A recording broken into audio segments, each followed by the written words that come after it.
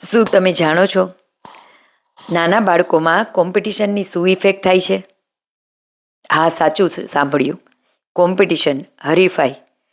જો આપણા બાળકો 8 થી 10 વર્ષથી નાના હોય ને તો એને કોઈ કોમ્પિટિશનની જરૂર નથી.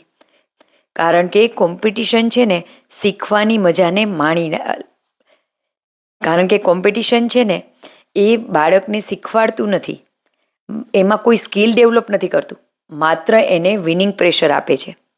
અને એ સાચું પણ છે ને, કારણ કે ક્યારે પણ અલગ અલગ કોઈ પણ કોમ્પિટિશનમાં તમારું બાળક ભાગ લેતું હોય, એની પ્રિપેરેશન તો એની મમ્મીએ અથવા ઘરના કોઈ ફેમિલી મેમ્બરે જ કરેલી હોય છે.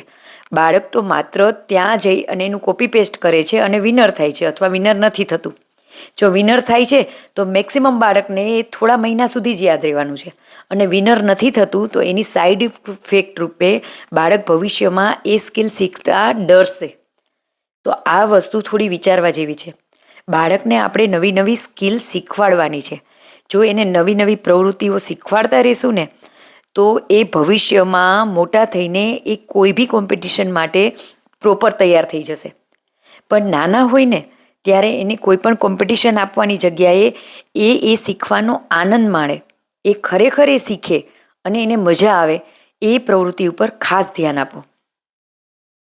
અને આ જ સાચું છે એક બાળકના ડેવલપમેન્ટ માટે.